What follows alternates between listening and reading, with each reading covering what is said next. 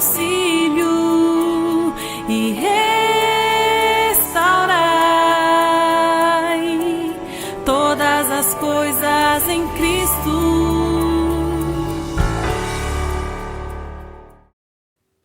Olá, boa noite a todos, irmãos e irmãs. Nos reunimos hoje, terça-feira, dia 6 de julho. Hoje a igreja celebra a memória de Santa Maria Gorete, memória facultativa, litúrgica, uma santa virgem da igreja, e que ela interceda por nós, sobretudo nesse estudo bíblico. Hoje nós damos continuidade ao nosso estudo bíblico com o tema oração eucarística. Nos estudos anteriores, na aula passada, o padre abordou sobre as oferendas, parte da Santa Missa. E hoje nós chegamos no ápice da celebração da Santa Missa. Nós iremos compreender isso, que se trata da oração eucarística. Amém?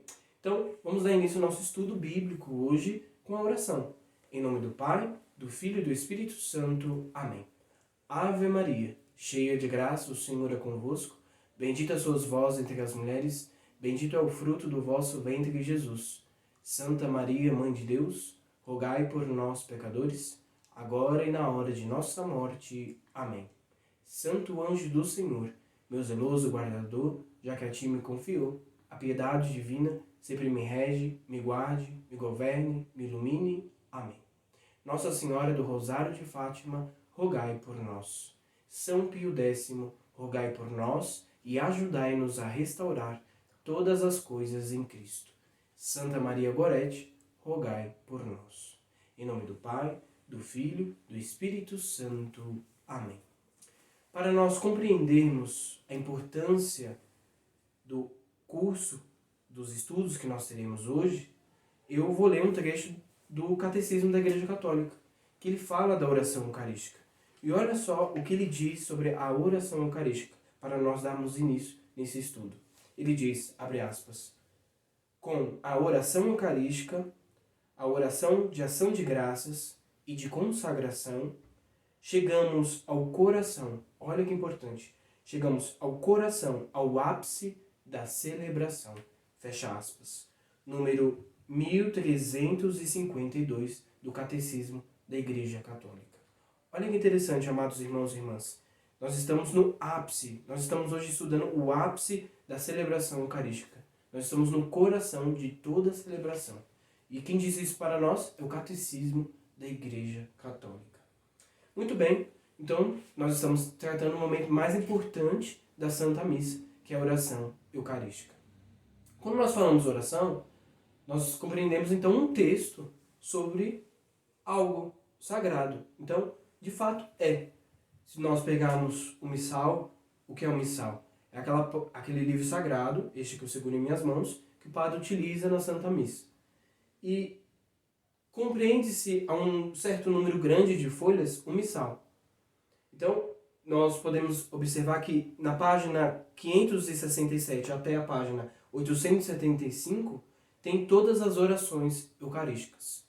Este missal que eu seguro em minhas mãos é um missal promulgado por São Paulo VI, ou seja, foi publicado pelo Papa Paulo VI em 1969. E ele hoje tem 14 orações eucarísticas. Isso é muito rico. Tem 14 orações eucarísticas. Este missal não caiu do céu do nada. Então, as orações eucarísticas também não caíram do céu do nada.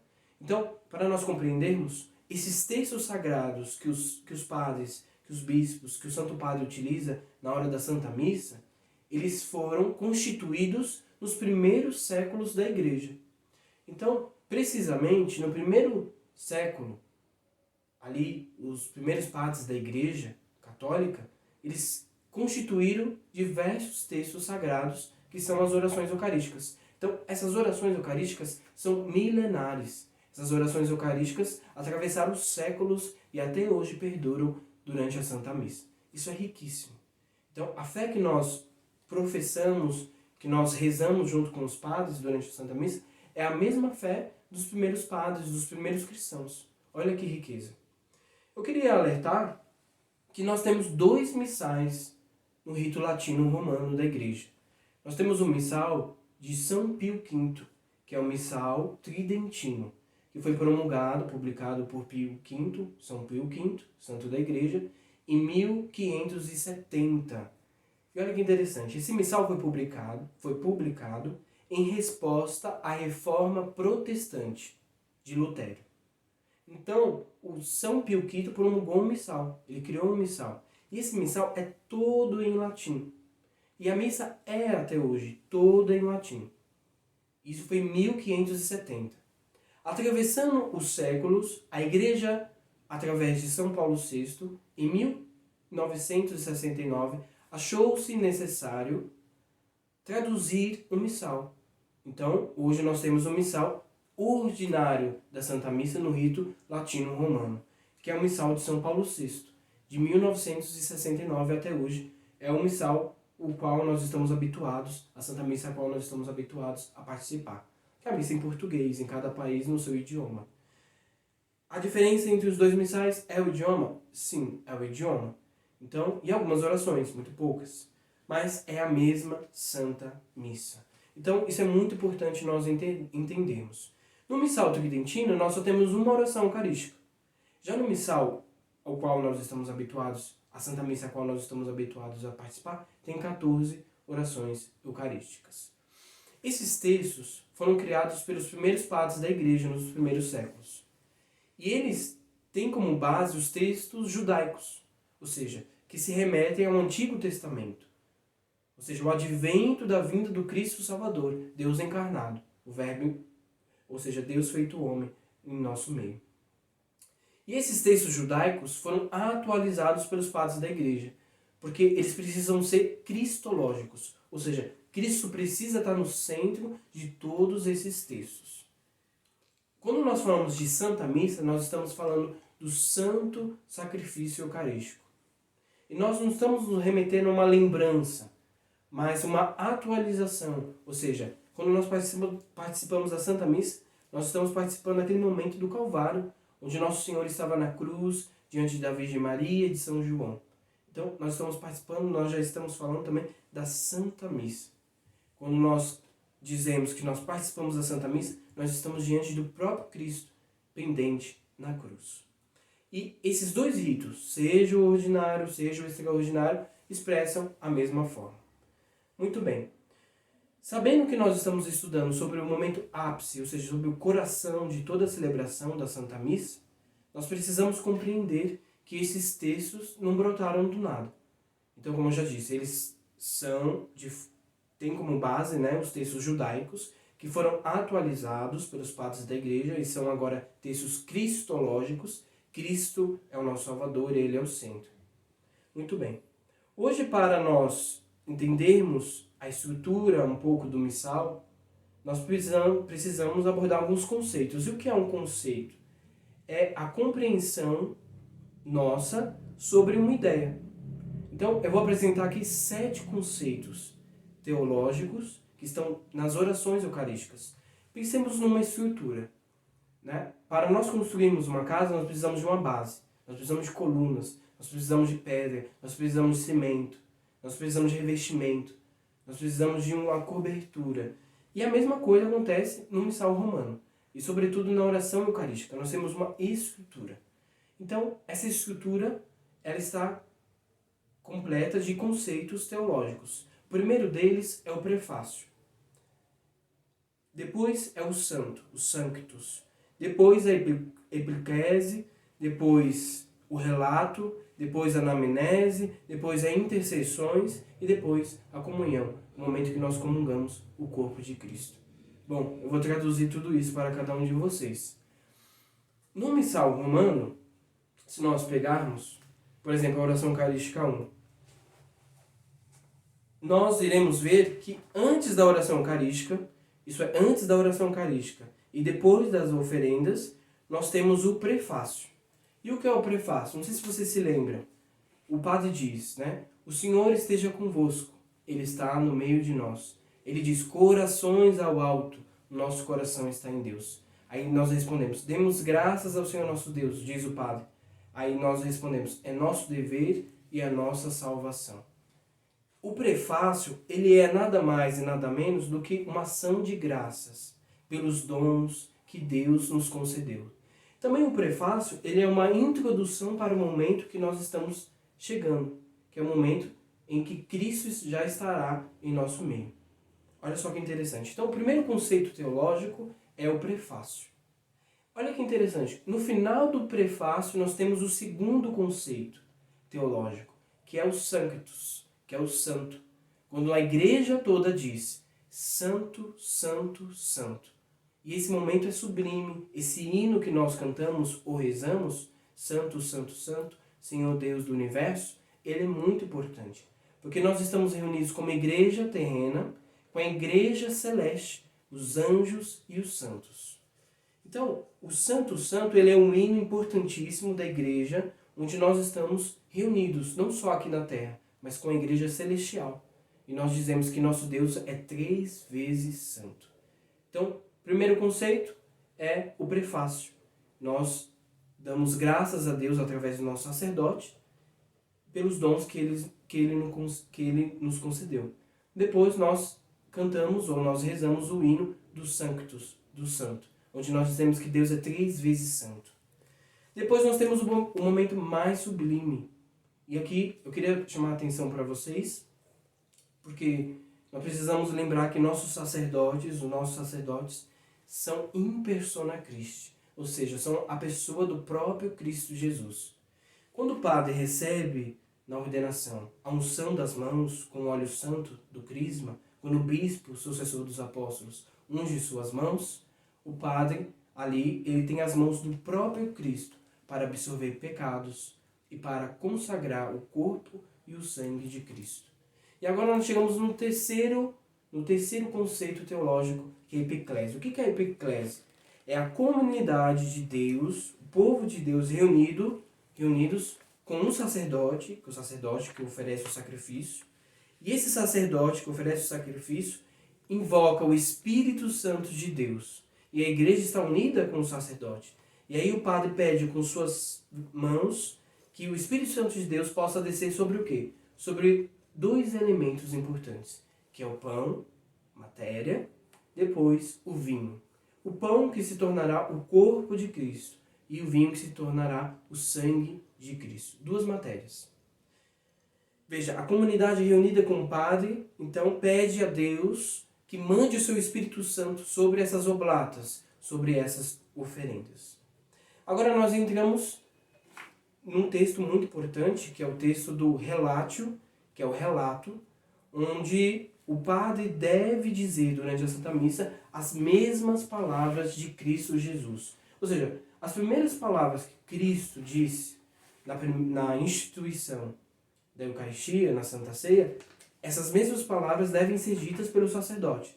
Veja, se o sacerdote, pelo sacramento da ordem, ele é o próprio Cristo, no momento que ele pede que o Espírito Santo desça sobre essas oferendas, no momento que ele consagra ali, se torna o próprio corpo de Cristo. O que Cristo disse na Santa Ceia?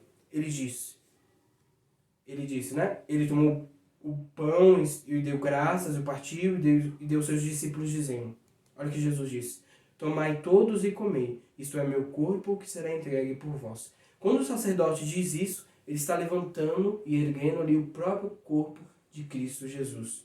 Então o padre ali, ele é o próprio Cristo. Ele está atualizando aquilo que aconteceu na Santa Ceia. E ele levanta o próprio corpo. O padre e Cristo ali são só um. São somente um. Olha só que grandeza, que beleza é a liturgia. Então quando o padre diz isso, quando o padre ergue ali, está erguendo o próprio Cristo Jesus. Imaginemos que Cristo, naquele momento, ele está sendo levantado na cruz. E diante dele está ali a Virgem Maria e São João. É isso a Santa Missa.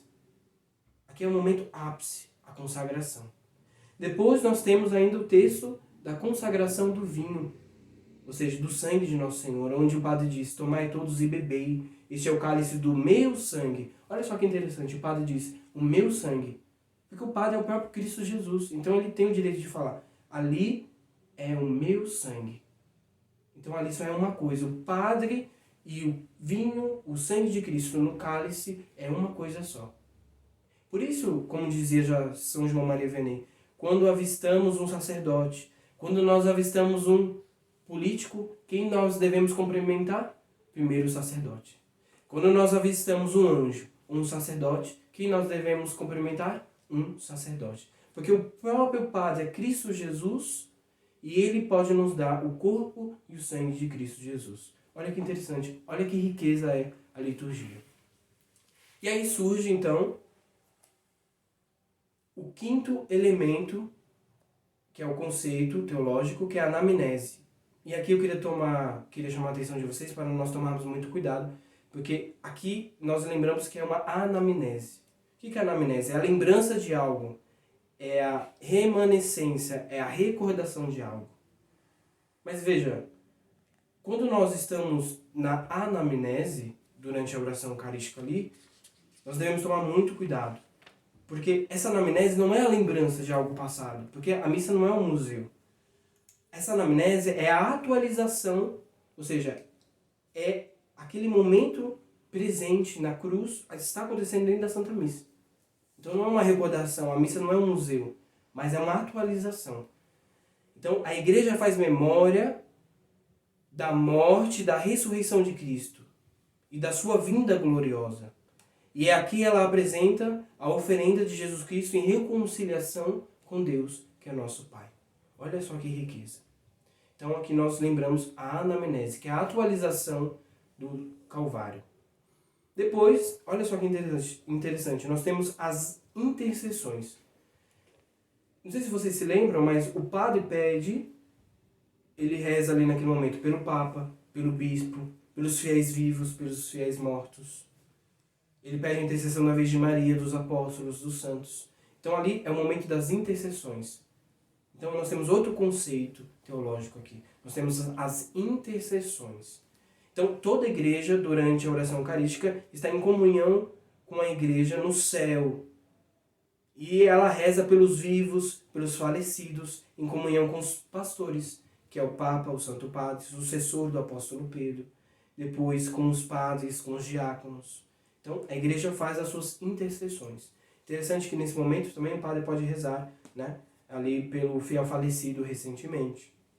E aí, irmãos e irmãs, nós aqui já estamos indo para o final dos nossos estudos. E nós partimos para o momento final, que é a comunhão. O último conceito teológico, que é a comunhão. O momento mais importante também, porque nós recebemos o corpo e o sangue de Cristo. Então, logo depois da fração do pão, ou seja, o momento que o padre parte, o corpo de Cristo, nós recebemos o seu corpo, que é pão vivo do céu. E nós recebemos o seu sangue, que é o cálice da nossa salvação. Então, veja que riqueza a oração eucarística. Todas essas orações eucarísticas que eu falei, as 14, elas apresentam essas estruturas. Ou seja, ela precisa falar do prefácio, ela precisa falar dos santos, da epiclese, do relato, da anamnese, das intercessões, e por fim chegar à comunhão, onde nós fiéis, filhos de Deus Pai, comungamos o corpo e o sangue de Cristo. Então, hoje o nosso estudo bíblico é em torno da oração eucarística. E aqui nós já chegamos ao final dos nossos estudos. Então, eu queria só lembrá-los a importância que é a oração eucarística. Lembrando até mesmo o que diz o Catecismo da Igreja Católica. Então, nós estamos tratando aqui hoje nesses estudos sobre o coração da celebração, o ápice da celebração, que é a oração eucarística, o momento onde o corpo de Cristo está presente, o momento que o sangue de Cristo está presente no meio de nós. Mas, irmãos e irmãs, é necessário para nós compreendermos, para que uma missa seja válida, é necessário que haja a presença de um sacerdote. Se eu, Jonathan, seminarista, pegar o corpo de um pão, pegar um cálice, se erguer e dizer essas palavras de consagração, ali em nenhum momento vai se tornar o corpo de Cristo. Em nenhum momento vai se tornar o sangue de Cristo. Eu posso rezar fielmente o que está no texto aqui do Missal Romano. Mas ali não vai se tornar o corpo e nem o sangue de Cristo. Por quê? Porque eu não sou um sacerdote ainda. Estou em potência, não estou em ato ainda. Estou em potência de ser sacerdote. Minhas mãos não foram consagradas. Eu não recebi a imposição das mãos de um bispo. Então, primeiro precisa ter a presença de um sacerdote. Precisa depois ter a intenção. O sacerdote precisa ter a intenção de rezar essa Santa Missa. E depois, toda a comunidade orante precisa estar em torno ali e o padre precisa falar essas orações que o próprio Cristo falou. Então, hoje nós terminamos o nosso curso Estudo Bíblico, esse curso que nós estamos falando sobre a Santa Missa. Então, nós abordamos hoje o início, somente o início da oração eucarística, que é um momento ápice, é um momento importantíssimo da Santa Missa. Muito bem, muito obrigado a você que nos acompanhou nesse estudo bíblico de hoje. Hoje, terça-feira, dia 6. Hoje a igreja, como eu já disse no começo, faz memória facultativa de Santa Maria Gorete. Que Santa Maria Gorete, que morreu na sua pequenez, na sua adolescência, possa interceder por nós, para que nós tenhamos um coração puro, um coração virtuoso, para participarmos das nossas celebrações eucarísticas. Vamos rezar para terminar esse estudo bíblico. Em nome do Pai, do Filho e do Espírito Santo. Amém. Pai nosso, que estais no céu, santificado seja o vosso nome.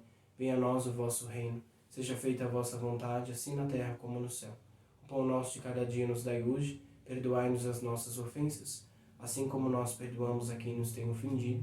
E não nos deixeis cair em tentação, mas livrai-nos do mal. Amém. São Pio X, rogai por nós e ajudai-nos. Ajudai-nos a restaurar todas as coisas em Cristo. Louvado seja nosso Senhor Jesus Cristo, para sempre seja louvado.